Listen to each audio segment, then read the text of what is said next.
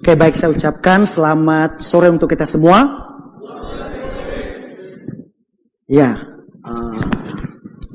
sebuah kehormatan yang besar untuk saya diberi kesempatan untuk menguraikan firman Tuhan di mimbar Grafe. Pada waktu saya khotbah di beberapa GBA, itu ditanya ke saya, Bapak pernah khotbah di Grafe tidak? Saya tanya kenapa? Nah, jadi kalau sudah khotbah di Grafe itu satu penilaian tersendiri begitu ya. Lebih-lebih dulu di GBA Kasih Karunia, namanya dulu Maranatha, itu salah satu syarat yang memimpin jemaat di sana adalah minimal 3 kali khotbah di mimbar Grafe. Dan saya sangat senang karena tanpa saya sampaikan ke Pak Gembala Grafe, itu sudah beberapa kali memberikan kesempatan untuk saya. Menarik, kalau di mimbar Kasih Karunia karena tidak ada AC, jadi biasanya yang khotbah kemungkinan besar keringat. Jadi saya sampaikan bahwa ada baiknya juga supaya yang khotbah itu tidak terlihat kalau grogi. Nah di Grafe ternyata terasa dingin begitu ya. Nah ini ada baiknya juga sehingga yang khotbah tidak terlihat juga kalau grogi atau yang pimpin pujian. Meskipun tadi saya lihat saudara Bucuk itu ada keringat juga ya. Tapi bisa jadi pengaruh AC. Sehingga tidak terlalu terlihat. Baik Bapak Ibu yang terkasih Tuhan, saya mengajak kita untuk membaca Alkitab kita di dalam Injil Yohanes. Dalam Injil Yohanes kita baca pasal 13 ayat 12 sampai 17.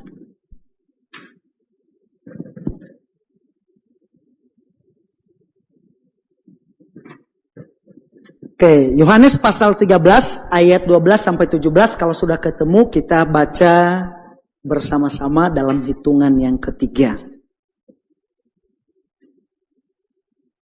Yohanes pasal 13 ayat 12 sampai 17. 1, 2, 3. Sesudah ia membasuh kaki mereka, ia mengenakan pakaiannya dan kembali ke tempatnya. Lalu ia berkata kepada mereka, mengertikah kamu apa yang telah kuperbuat kepadamu? Kamu menyebut aku guru dan Tuhan, dan katamu itu tepat, sebab memang akulah guru dan Tuhan. Jadi jikalau aku membasuh kakimu, aku yang adalah Tuhan dan gurumu, maka kamu pun wajib saling membasuh kakimu. Sebab aku telah memberikan suatu teladan kepada kamu, supaya kamu juga berbuat sama seperti yang telah kuperbuat kepadamu.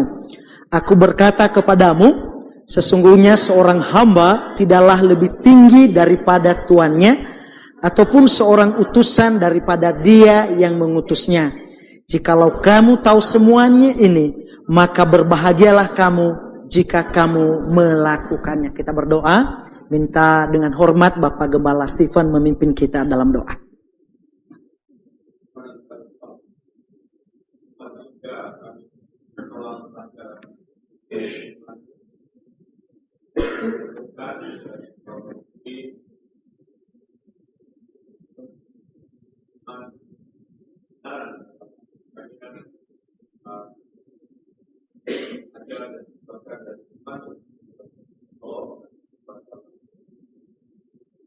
Amin. Baik Bapak Ibu yang saya kasih dalam Tuhan, dari ayat yang barusan kita baca ini saya memberikan tema khotbah saya ialah dilayani untuk melayani.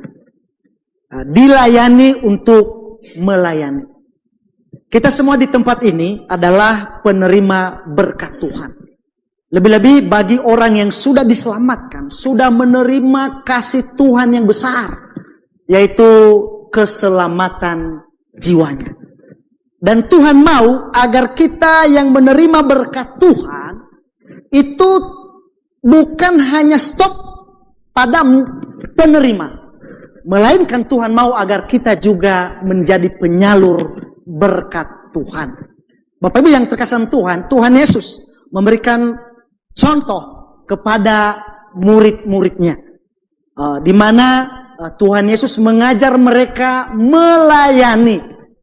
Lagu pertama tadi yang dipilih saudara Bucut, saya kaget juga karena pas dengan khotbah saya, Tuhan ku melayanimu. Jadi Tuhan mengajar murid-muridnya untuk melayani Tuhan. Karena mereka adalah penerima berkat Tuhan. Bapak Ibu yang terkasih Tuhan, oleh sebab itu kita yang sudah diselamatkan, maka kita juga harus melayani Tuhan. Dan kita akan melihat poin-poinnya mengapa kita melayani Tuhan. Kita langsung masuk pada poin yang pertama, mengapa kita melayani Tuhan. Yang pertama, karena Tuhan Yesus melayani. Kita lihat di dalam Yohanes pasal 13 tadi, ayat yang ke-12 sampai 17. Saya tidak panjang lebar menjelaskan mengenai basuh-membasuh kaki di sini. Kalau nanti mau lebih detail, itu ada artikel yang ditulis oleh Bapak Gembala Suyanto, penjelasan tentang basuh-membasuh. Tapi saya fokus pada di mana Tuhan Yesus itu memberikan contoh kepada mereka, di mana Yesus Kristus melayani murid-muridnya. Di mana sebelum dia ditangkap, karena ini masuk di pasal 13 ya, karena kalau kita lihat Injil Yohanes itu sangat luar biasa kalau seandainya kita tahu pembagiannya. Pasal 1 itu adalah perkenalan tentang siapa Yesus Kristus, kemudian perkenalan kepada murid-murid. Kemudian pasal 2 sampai pasal yang ke-11 itu adalah pelayanan Tuhan Yesus kepada publik. Masuk di pasal 12 sampai pasal 18 itu adalah 1 minggu sebelum penyaliban Yesus Kristus. Dan kemudian lanjut di pasal yang ke-21 itu bicara setelah kebangkitan Yesus Kristus. Baik Bapak Ibu yang terkasih Tuhan, kita melihat di mana ini adalah pelayanan Yesus Kristus kepada murid-muridnya. Di mana Tuhan Yesus memberikan contoh yang luar biasa, di mana Yesus Kristus melayani. Di mana Yesus Kristus mencuci kaki murid-muridnya. Sampai-sampai Petrus kaget. Karena ini melawan adat istiadat kebiasaan Yahudi. Karena biasanya yang cuci kaki itu level yang lebih rendah. Ini kan guru mencuci kaki murid, ini adalah suatu hal yang tidak masuk akal. Seharusnya muridnya lah yang cuci kaki Tuhan Yesus. Tetapi Tuhan Yesus memberikan contoh. Di mana di dalam melayani, ini harus penuh dengan kerendahan hati. Bapak Ibu yang terkasih Tuhan, kita lihat di dalam Yohanes pasal 13 ayat yang ke-12. Sesudah ia membasuh kaki mereka, ia mengenakan pakaiannya dan kembali ke tempatnya. Lalu ia berkata kepada mereka, mengertikah kamu apa yang telah kuperbuat? Kita lanjut lagi di ayat yang ke-15. Sebab aku telah memberikan suatu teladan kepada kamu, supaya kamu juga berbuat sama seperti yang telah kuperbuat kepadamu. Di mana Tuhan Yesus melayani. Jadi memimpin itu bukan dilayani, tetapi melayani. Dan ini banyak dari berbagai bidang itu mencontoh. Contoh seperti di kepolisian itu ada slogan bahwa polisi itu mengayomi, melindungi dan melayani masyarakat. Melayani masyarakat. Setuju tidak? Kemudian pada waktu pemilihan, pada waktu ada capres maju, masih ingat ada satu calon yang mengatakan bahwa tuanku ya rakyatku. Jadi penekanan itu pelayanan, bahwa melayani. Kemudian ada banyak bahwa pemimpin itu adalah melayani. Sebenarnya mereka contoh apa yang dilakukan oleh Tuhan Yesus. Meskipun terkadang secara kenyataan terbalik begitu. Tapi kita melihat Tuhan Yesus memberikan contoh. Dan ini menjadi satu informasi penting bagi kita bahwa begini, kalau Tuhan saja melayani, siapakah kita sehingga kita tidak mau melayani? Kalau Tuhan saja mau melayani, siapakah kita sehingga kita tidak mau melayani? Pemilik alam semesta melayani. Di dalam Matius pasal 10:28 bahwa anak manusia datang ke dunia bukan untuk dilayani, melainkan untuk melayani. Kadang saya kasih ilustrasi kalau saya cerita kepada jemaat bahwa Saya sampaikan begini, kalau seandainya Rektor Gits, contoh Rektor Gits, akhirnya ketika ada pembangunan, kemudian Pak Rektornya turun tangan untuk aduk semen, contoh. Masa mahasiswa tidak turun tangan untuk bantu begitu? Malah dia lipat tangan begitu ya. Itu suatu hal yang tidak masuk akal. Banyak tahun yang lalu pada waktu Pak Dr. Frans masih bersama Pak Presiden Jokowi sebagai dokter pribadi Presiden. Jadi karena ini kan tempat kita kan mulai dari nol ya. Jadi kita beli lahan begitu, akhirnya kita kan bangun. Jadi mau tidak mau banyak hal yang kita cangkul begitu. Jadi kita mau ratain tanah begitu. Nah, kadang-kadang mungkin pertama-tama masih ada yang kaku-kaku begitu. Tapi tiba-tiba beliau turun tangan untuk angkat itu tanah. Wah, langsung semuanya turun untuk angkat. Artinya yang sekelas yang berhubungan dengan RI 1 saja turun tangan. Masa kita yang adalah orang biasa-biasa saja tidak mau turun tangan. Bapak Ibu yang terkasih Tuhan, Tuhan memberikan contoh kepada kita. Makanya tidak ada pilihan bagi kita untuk tidak melayani, harus melayani.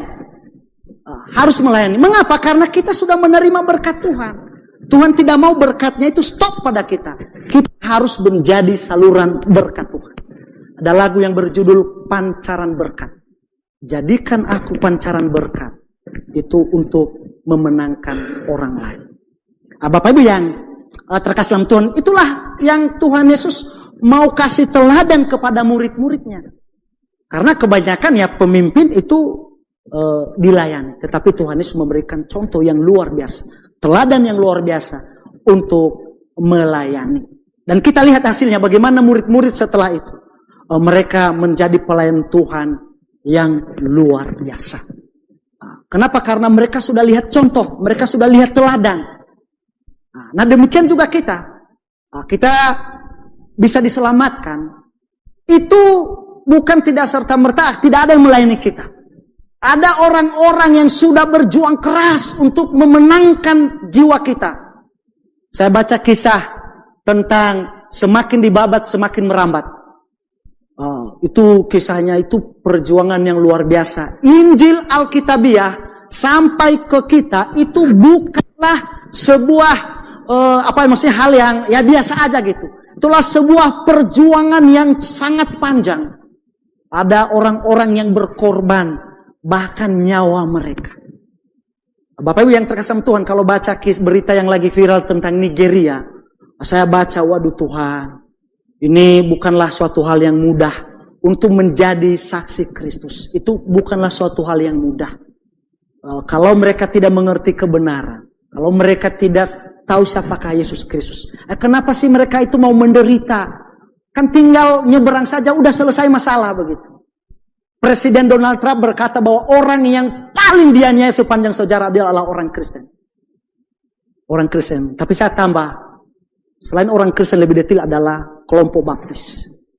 Wow, kelompok baptis. Ya kalau seandainya memang tidak ada suatu hal yang diperjuangkan, ngapain mempertahankan? Saya sampaikan ke jemaat bahwa kita kan minoritas. Kalau seandainya tidak ada mutiara yang kita pegang, yang tidak mahal lebih dari apapun, ngapain kita mau jadi minoritas? Kita tinggal nyebrang sudah, selesai, kita tidak di bawah tekanan. Tapi ingat, secara jangka panjang ada tekanan yang lebih bahaya lagi. Itu mengenai kehidupan setelah kematian. Bapak Ibu yang terkasih Tuhan, kita kembali pembahasan kita bahwa Tuhan Yesus melayani. Jadi kalau Tuhan saja melayani, maka tidak ada alasan bagi kita untuk tidak melayani. Kita harus melayani Tuhan dengan berbagai skill yang Tuhan berikan kepada kita. Ada karunia yang Tuhan berikan kepada kita. Kalau di dalam kitab Korintus karunia melayani, karunia mengajar, itu lakukan. Maka kita harus melakukan itu.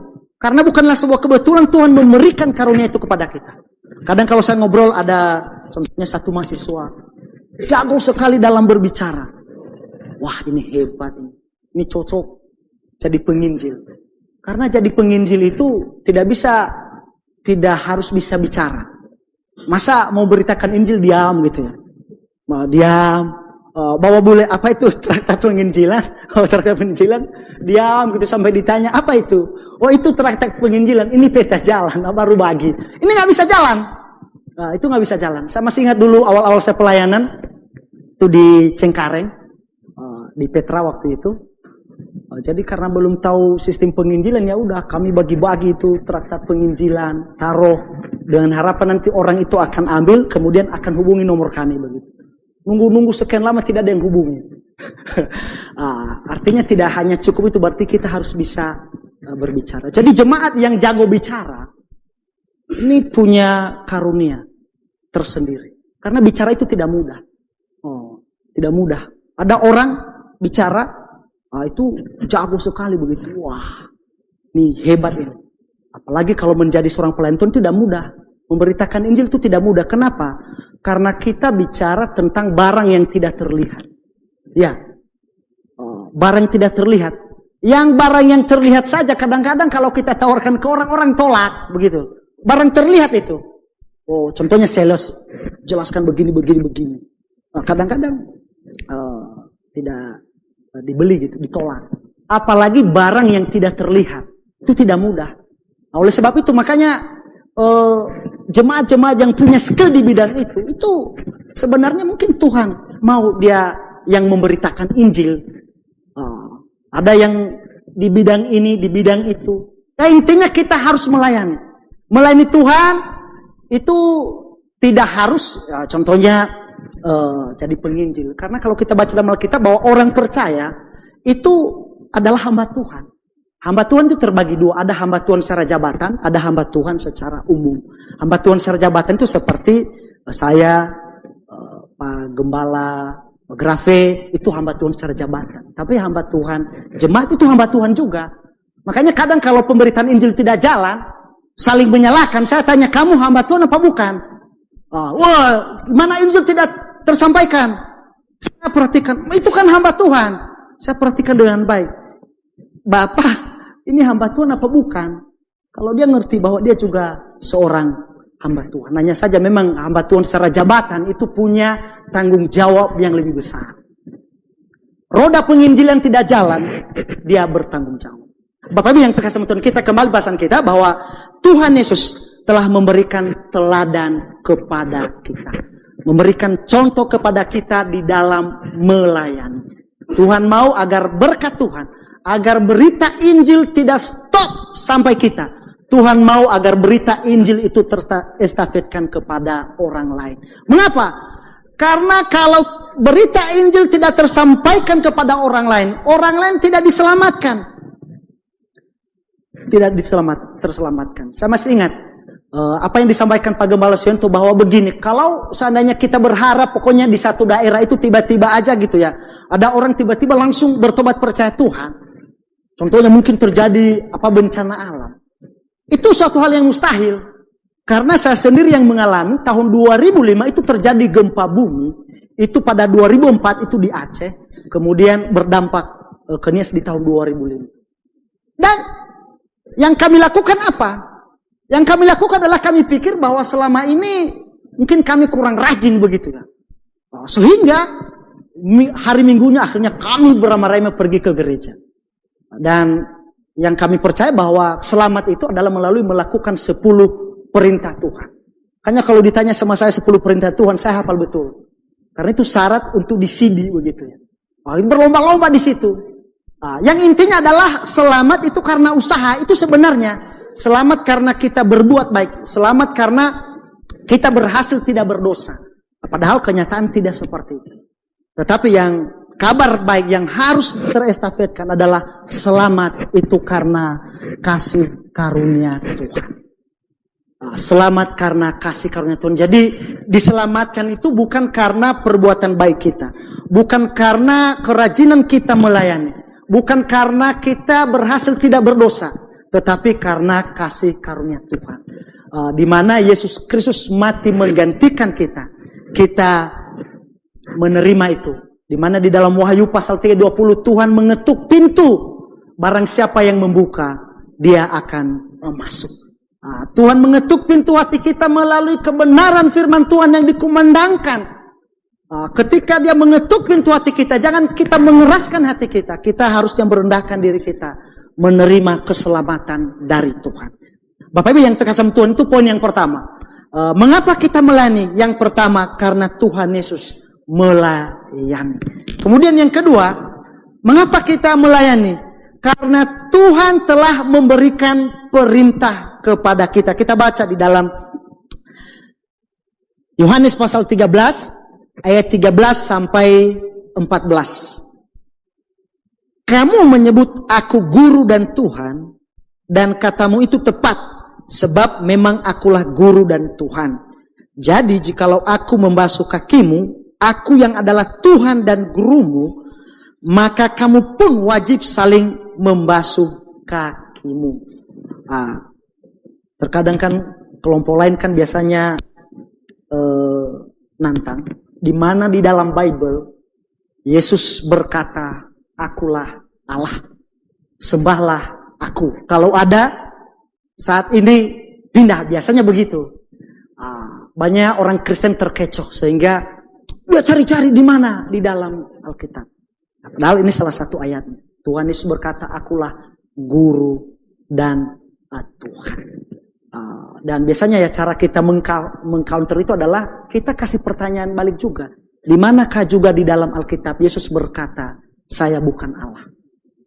Kalau ada, saat ini juga saya pindah juga. Begitu caranya.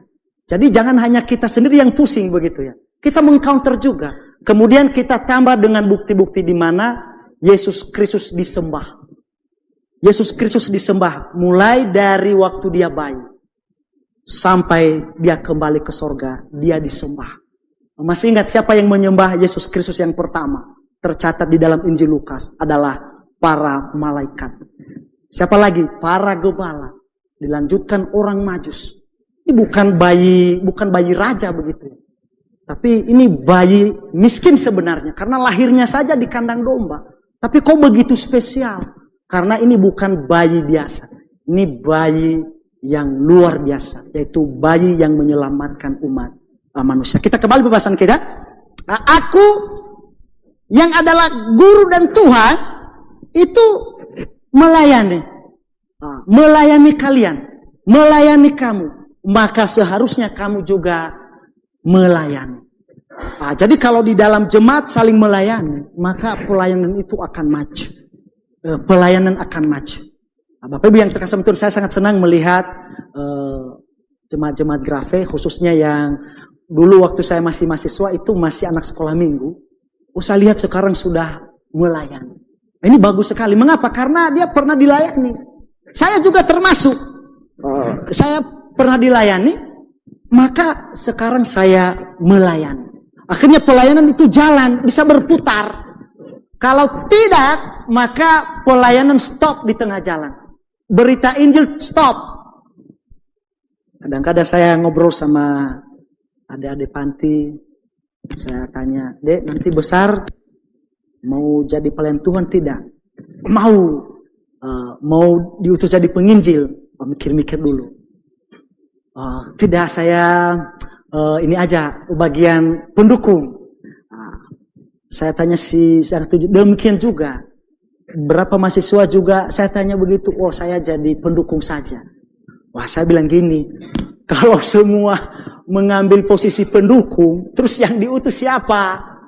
Yang diutus siapa? Semua kita mengambil posisi pendukung, back semua. Terus yang beritakan itu siapa? Saya bilang jangan-jangan karena banyak hamba Tuhan di luar sana yang kalian lihat itu hidup susah sehingga membuat kalian tidak mau melayani. Padahal saya bilang kacamata kalian salah. Salah. Mengapa? Karena kalian melihat hamba Tuhan mungkin saat ini lagi dalam masa perjuangan. Jadi kalian lihat itu yang contoh seperti keluarga Pak Gembala Stephen, keluarga Pak Gembala Endu, keluarga Pak Gembala Kurnia, Pak Denis Simarmata, Pak Gembala Johnson, Pak Arifan, kan gitu, Pak Silwanus, belakangan lihat Pak Fili, begitu ya. Jangan lihat saya terus, jangan lihat seperti mana teman saya Pak Alex ya. Jangan lihat dulu Pak Alex, jangan lihat yang susah-susah. Sebenarnya bukan susah, terkadang mungkin itu masa ujian begitu ya, tribulasi. Tribulasi. Nanti ada masih milenium, tidak selamanya tribulasi terus. Saya sampaikan ke istri saya bilang, ini kita harus menggunakan waktu dengan baik. Umur saya sekarang sudah 35 tahun. Berarti saya masih masa-masa produktif ini 15 tahun lagi, berarti 50 tahun. Jadi berusaha semaksimal mungkin untuk mendukung saya dalam pelayanan. Bagaimana caranya? Buka usaha, oke, jalankan. Ini itu. Pokoknya saya bilang, saya ke depan ini mau lebih banyak waktu untuk pelayanan. Saya mengurangi waktu untuk kerja. Karena kalau sistem kita begini, ini kita tidak maju. Saya kadang bicarakan sama teman pelantuan di mana di beberapa daerah itu pertumbuhan kita itu stagnan. Stagnan gitu, tidak bertumbuh. Kemudian beberapa mundur. Ini sebuah alarm bagi kita. Di dalam peperangan, kalau seandainya barisan kita mundur, jangan senang dulu yang tinggal di kota. Oh, saya udah aman gitu. Kenapa? Akan berdampak nanti setelah prajurit kita di lapangan kalah, itu biasanya kabur mundur, nah musuh nyerang sampai markas. Sampai markas begitu. Oleh sebab itu kita ubah strateginya. Bagaimana? Supaya bisa maju. Beberapa mahasiswa yang sudah selesai saya ngobrol sama mereka, ini ada beberapa tempat pelayanan. Kadang-kadang itu menjadi kendala. Saya bilang tidak. Mari kita belajar dari Yesaya. Yesaya itu LAI memberikan namanya itu pas sekali. Karena ketika Tuhan tanya siapakah yang akan kuutus, itu Yesaya jawab cepat, ya aku Tuhan. Makanya namanya Yes saya. Bukan yes dia. Kita itu banyak yes dia. Ada satu cerita yang saya baca, di mana di satu gereja, ini hamba Tuhan menyampaikan pada jemaat bahwa kita membutuhkan dana lumayan besar. Akhirnya serentak semua mata jemaat itu melihat orang yang berduit di jemaat itu. Gitu. Kemudian minggu berikutnya diumumkan lagi bahwa kita sudah ada dana, kita butuh tenaga untuk pembangunan. Semua akhirnya mata tertuju pada orang yang susah. Tahu nggak maksudnya apa? Ketika yang pertama itu disampaikan, maksudnya itu kamu yang punya duit, itu urusanmu. Yang lagi susah itu ketika bicara tentang pembangunan itu urusanmu. Padahal sebenarnya harusnya lihat dia. Apa yang saya lakukan. Saya sering sampaikan ke jemaat bahwa jangan mudah sekali untuk menjas para pelayan Tuhan yang sudah dikirim ke lapangan. Jangan-jangan mereka tidak melayani. Saya bilang kalau saya belum terjun ke lapangan, mungkin yang kalian katakan itu benar. Tapi setelah saya terjun, itu harus disaring. Jangan mudah itu. Kenapa? Lama-lama anak kita tidak mau melayani Tuhan. Kalau yang kita ceritakan susah, menderita, ada tidak yang mau. Saya biasa tantang, berapa anak jemaat yang akhirnya mau melayani Tuhan? Kalau memang kita percaya bahwa melayani Tuhan itu adalah bahagia, sukacita, berapa anak jemaat yang mau melayani Tuhan? Sedikit. Kenapa bisa sedikit? Saya sering melihat saya bisa jadi mungkin saya lebih banyak cerita susah daripada senang. Ya, jadi apa-apa susah, padahal tidak juga. Banyak tahun yang lalu saya disadarkan oleh kenyataan, di mana saya lagi dalam pergumulan bahwa aduh ternyata melayani Tuhan ini susah. Suatu ketika saya disuruh istri saya untuk buang sampah, di mana dari rumah kami ke tempat sampah itu kurang lebih 100 meter. Pas saya buang, saya lempar cep. Saya kaget ternyata ada orang yang tidur di situ. Waduh. Saya kaget. Waduh, ternyata. Saya bilang sorry Pak, bukan sengaja. Ya memang dia sengaja nunggu kalau seandainya ada yang kita buang itu mungkin ngambil, maaf contohnya kaleng gitu, botol. Enggak, memang saya nunggu itu. Waduh. Akhirnya maksudnya pergumulan saya itu terjawab sendiri bahwa ternyata tidak semua melayani Tuhan itu susah. Karena ada yang tidak melayani juga susah. Begitu loh. Ada yang tidak melayani Tuhan susah. Ternyata tidak. Bapak Ibu yang terkasih Tuhan, kita kembali pembahasan kita bahwa itu Tuhan yang memberikan perintah supaya kita melayani. Kita melayani. Jangan mudah sekali kita melihat biar dia, melainkan itu kita. Melainkan kita. Bapak Ibu yang terkasih Tuhan, Tuhan Yesus memberikan perintah kepada mereka supaya mereka wajib. Dikatakan di ayat 14, jadi jikalau aku membasuh kakimu, aku yang adalah Tuhan dan gurumu, maka kamu pun wajib. Saya lihat di ITB 2 pakai kata wajib. Saya belum lihat yang terjemahan baru yang sudah dikerjakan oleh Bapak Gembala Grafe. Itu pakai kata wajib. Harus di dalam melayani Tuhan. Karena kalau kita tidak mau melayani Tuhan, estafet kebenaran stop sampai kita. Mari kita mencontoh Rasul Paulus. Rasul Paulus setelah diselamatkan, di dalam 1 Korintus pasal 9:16 berkata, celakalah aku jika aku tidak memberitakan Injil. Banyak tahun yang lalu saya masih ingat ketika kami minta Bapak Rektor untuk khotbah yang menusuk. Beliau khotbah 1 Korintus 9:16. Nantang kami. Siapa yang berani berkata, biarlah saya ditabrak bajai jikalau aku tidak memberitakan Injil. Biarlah saya ditabrak motor jikalau saya tidak memberitakan Injil. Waktu itu saya masih takut-takut angkat tangan. Karena saya takut menyangkal apa yang pernah saya janji. Karena saya bukan berjanji kepada manusia, tapi berjanji kepada Tuhan. Makanya beberapa teman-teman pelayan Tuhan sudah ditabiskan, saya sampaikan pada mereka. Hati-hati untuk mundur dari pelayanan. Karena ketika Anda ditabiskan, Anda sudah janji itu melayani Tuhan seumur hidup. Karena kita baca dalam Alkitab tidak ada yang pelayanan itu pensiun, tidak ada. Makanya pikir-pikir dulu sebelum terlanjur. Jangan sampai sudah ditabiskan, hanya coba-coba akhirnya mundur. Saya sampaikan ke jemaat pada waktu start di Pondok Gede, mencontoh apa yang Pengembala Sentuh sampaikan. Kita sudah masuk di tol, tidak ada lagi putar balik. Kita sudah masuk. Tidak ada pilihan untuk harus maju. Harus maju. Meskipun berat tidak apa-apa. Karena Tuhan janji, aku menyertai engkau sampai akhir zaman. Kalau Tuhan tidak janji itu, maka marilah kita mundur. Tapi karena Tuhan janji itu, maka itu menjadi kekuatan kepada kita. Meskipun saya bilang kita putar kiri, kita putar kanan.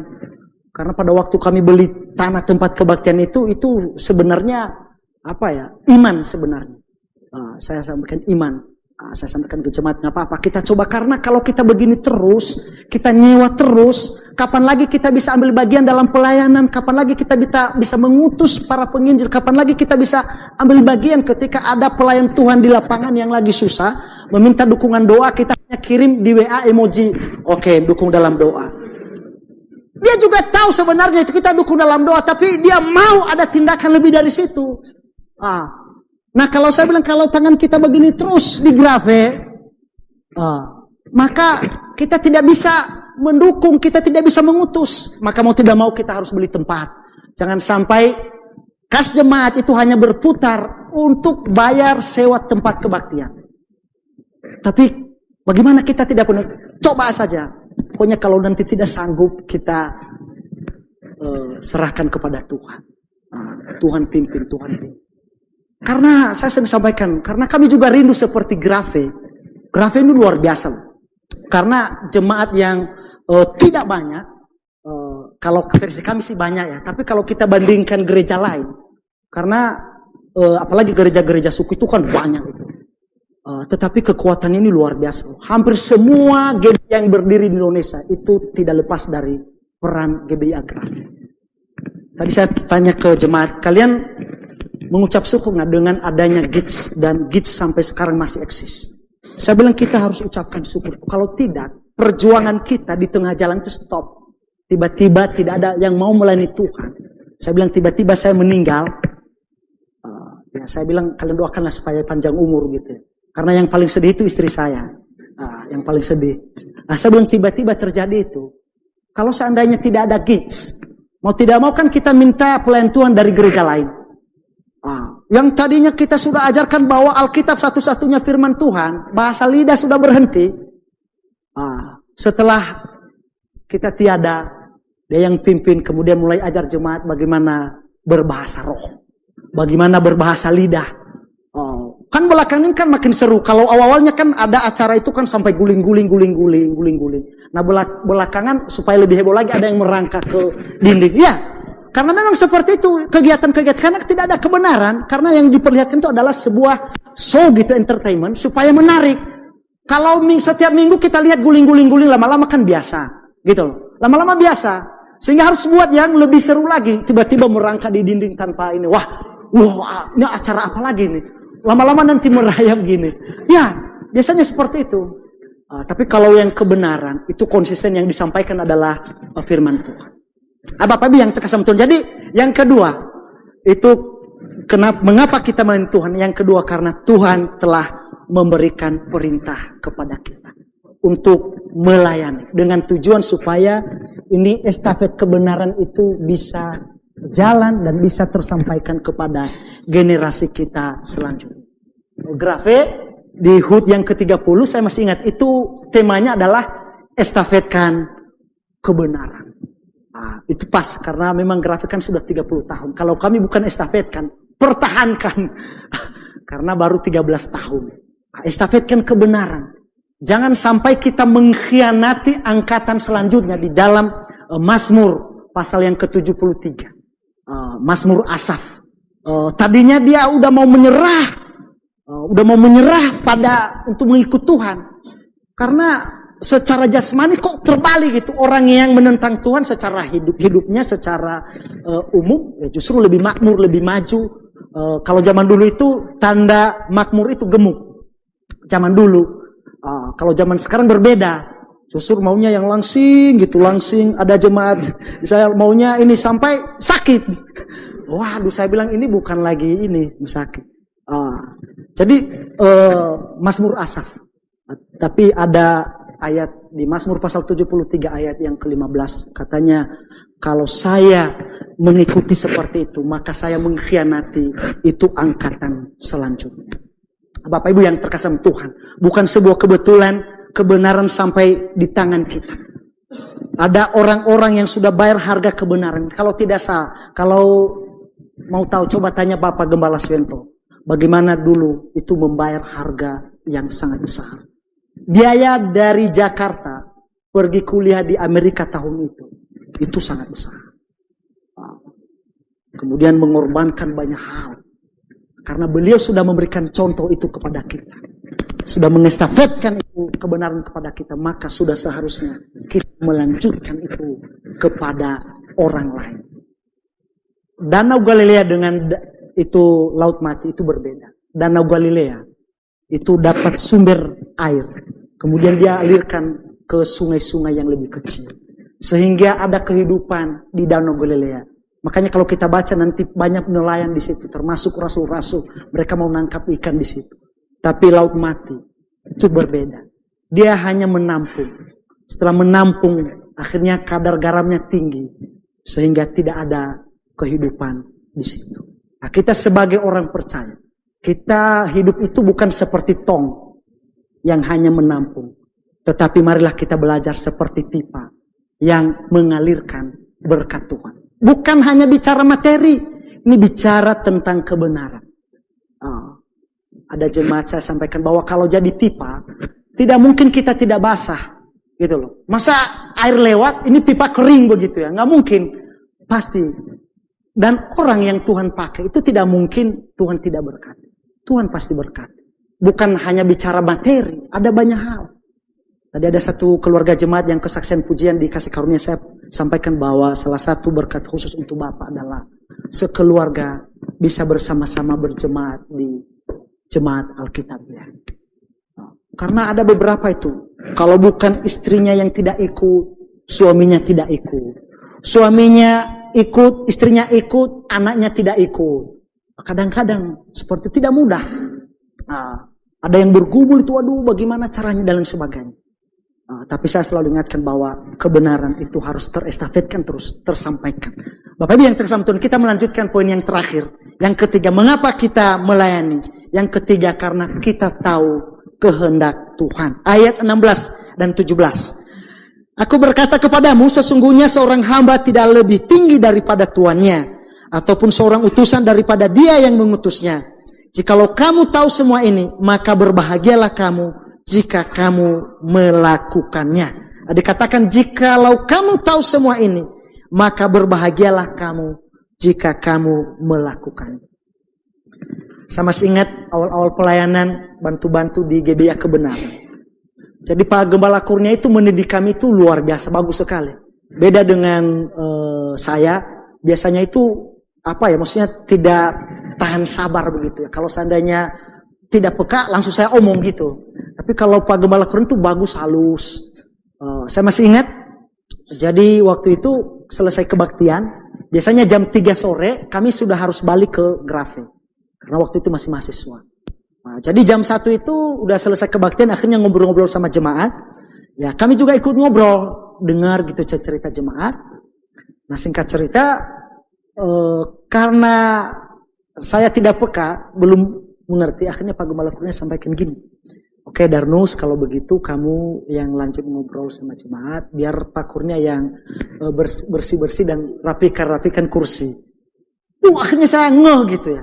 Maksudnya ini sebenarnya, ini kamu punya tugas. Begitu. Bayangkan kalau seandainya saya tidak, oke Pak, biar saya ngobrol. Nah Tuhan Yesus menyampaikan bahwa, jikalau kamu tahu semua ini, maka berbahagialah kamu jika kamu melakukannya. Harusnya kamu peka, harusnya mengerti. Saya lakukan itu untuk kamu, supaya kamu lakukan untuk orang lain. Bapak Ibu yang terkasih Tuhan. Jadi kita itu harus peka. Kita harus memahami, harus cepat gitu. Pak Gembala Rian Basuki cerita, dia punya jemaat katanya. Kalau datang kebaktian, dia datang kebaktian itu tidak langsung duduk gitu. Kalau dia ke ini. Yang dia lihat dulu lampu. Ada lampu yang mati nggak? Gitu. Dia lihat jam, mati nggak? Dia lihat kursi sudah rapi apa tidak? Gitu. Jadi dia mau rapikan itu dulu, baru nanti dia duduk. Wah saya bilang kalau punya jemaat seperti ini bagus. Saya masih ingat dulu ada satu diaken kita di Grave dulu. Itu saya masih ingat tuh setiap, ada sekolah minggu dewasa, itu Pak Gembala Sonto nanti yang ini biasanya kan spidol kan. Tapi ada satu diaken itu dulu saya masih ingat itu, selalu datang lebih cepat, itu siapkan itu. Belakang setelah dia tiada, kadang-kadang siapa yang ini. Wah itu bagus itu. Kalau punya jemaat yang seperti itu bagus. Karena kadang-kadang kita itu tidak enak untuk sampaikan. Beda kalau sistem di perusahaan, di tempat kerja. Kenapa? Karena sistem bos. Saya contohnya yang bos, tinggal saya bilang, kamu lakukan ini. Kalau enggak nanti gaji dipotong, kan begitu. Tapi di pelayan tidak bisa seperti itu. Kenapa? Karena kita itu punya derajat yang sama. Tuhan mau kita itu peka. Tuhan mau akhirnya kita itu sadar, saya sekarang sudah jadi jemaat, maka saya ambil bagian di dalamnya. Saya ambil bagian di dalamnya. Maka itu bisa berputar roda penginjilan, bisa berputar roda pelayanan. Bapak Ibu yang terkasih Tuhan. Jadi mengapa kita main Tuhan? Karena kita tahu kehendak Tuhan. Orang-orang yang sudah diselamatkan akan mengerti kehendak Tuhan. Salah satu kehendak Tuhan adalah agar berita Injil tersampaikan. Amanat agung di dalam Matius pasal 28 ayat yang ke-18 dan 19. Agar memberitakan Injil itu ke seluruh dunia. Kemudian dalam Markus memakai gaya bahasa hyperbola. Segala makhluk. Maksudnya apa? Jangan sampai ada satu manusia pun yang lolos dari berita Injil. Nah, kalau Injil tidak tersampaikan, maka jemaat itu kita harus bertanya bagaimana peranan jemaat. Bisa jadi ini tidak terlibat di dalam pelayanan, sehingga pemberita Injil tidak jalan. Visi misi Tuhan harus jalan. Itu yang disampaikan, yang dilaksanakan oleh Paulus. Di mana kita melihat setelah dia berhasil beritakan Injil dan mengajar di STT Tiranus, akhirnya berita Injil tersampaikan di Asia. Dan Paulus tidak cukup. Dia pengen pergi ke Roma. Itu muncul dalam hatinya di di Kisah Para Rasul pasal 19. Kemudian di Kisah Para Rasul pasal 23, Tuhan setujui keinginan hatinya pergi ke Roma. Dan kita baca di Kisah Para Rasul pasal 28 ayat 16. Akhirnya Paulus sampai di Roma. Hatinya itu selalu berkobar-kobar untuk memberitakan Injil. Dia tidak puas atas hasil yang sudah dia lakukan selama ini. Pokoknya selama ada kesempatan, pemberitaan Injil. Bapak Ibu yang terkasih Tuhan, terkadang kita itu posisi ketika jemaat mulai ramai, kita mulai mulai nyaman sehingga kita tidak begitu gergetan untuk mendukung penginjilan di luar. Saya masih ingat di gereja lama saya, waktu masih di daerah, saya tidak pernah dengar yang namanya pemberitaan Injil. Saya tidak pernah dengar mengenai kabar Injil, tidak pernah. Mengapa? Karena ya mungkin pemikirannya kan 95% penduduk di sana kan sudah jadi orang Kristen. Sehingga berpikir apa yang kita menangkan lagi, karena berpikir bahwa ini sudah diselamatkan. Sehingga tidak bicara tentang berita Injil, justru yang kita bicara itu bagaimana kegiatan-kegiatan di dalam. Karena kegiatan-kegiatan di dalam akhirnya yang di luar terabaikan. Bapak Ibu yang terkasih dalam Tuhan, fungsi jemaat itu selain tiang penopang dan dasar kebenaran adalah untuk melaksanakan amanat agung Tuhan. Kalau berita Injil stop, tidak tersampaikan, bisa jadi mungkin kita kurang berperan di dalamnya. Mungkin kita kurang dorongan, mungkin kurang mengambil bagian di dalamnya. Mungkin kita kurang mendoakan di lapangan. Di mana Rasul Paulus meminta jemaat agar mendoakannya agar berani untuk memberitakan Injil. Ketika ada penginjil kita yang di lapangan akhirnya meletakkan senjata, mundur, itu sebuah alarm bagi kita. Mengapa bisa seperti itu? Apakah memang dia tidak mau melayani Tuhan lagi? Apakah memang dia tidak sungguh-sungguh melayani? Atau memang ada sesuatu yang kurang dari kita? Sehingga mengambil sikap seperti itu. Sering saya sampaikan ke jemaat, jangan cepat-cepat menyalahkan dulu. Karena kalau kamu mau coba, saya bilang kita utus kamu. Kalau memang benar kamu lebih hebat daripada yang sudah diutus itu, kita utus kamu. Kalau memang lebih hebat dari situ. Justru kita mengevaluasi. Mungkin peranan kita yang kurang. Sehingga mereka mengambil sikap seperti itu. Bapak Ibu yang terkasih Tuhan, Tuhan Yesus memberikan contoh kepada mereka. Tuhan Yesus bicara bukan teori. Tuhan Yesus bicara praktek. Bicara kasih, Tuhan Yesus praktekkan dengan menyelamatkan manusia. Di dalam Yohanes dikatakan bahwa marilah kita mengasihi bukan dengan perkataan, melainkan dengan perbuatan, dengan tindakan. Kalau kita bicara mau jiwa dimenangkan, marilah kita melayani Tuhan. Marilah kita berperan aktif di dalam pekerjaan Tuhan. Bapak Ibu yang terkasih Tuhan, 3 poin yang sudah kita lihat mengapa kita melayani. Yang pertama, karena Tuhan Yesus telah memberikan contoh kepada kita. Karena Tuhan Yesus melayani. Yang kedua, karena Tuhan telah memberikan perintah kepada kita. Karena Dia adalah pemimpin tertinggi. Maka ketika Dia memberikan perintah, tidak ada pilihan bagi kita untuk tidak melaksanakannya. Yang ketiga, karena kita tahu kehendak Tuhan. Kehendak Tuhan dalam hidup kita salah satunya, agar kita memberitakan Injil. Agar banyak jiwa diselamatkan. Mari berdoa. Bapa di surga, terima kasih uraian firman-Mu pada sore hari ini Tuhan, yang mengingatkan kami tentang teladan, contoh yang Tuhan lakukan untuk murid-murid-Mu dan juga untuk kami, agar kami bukan hanya dilayani, melainkan kami juga melayani. Agar kebenaran terestafetkan kepada banyak orang, agar berita Injil tersampaikan Tuhan.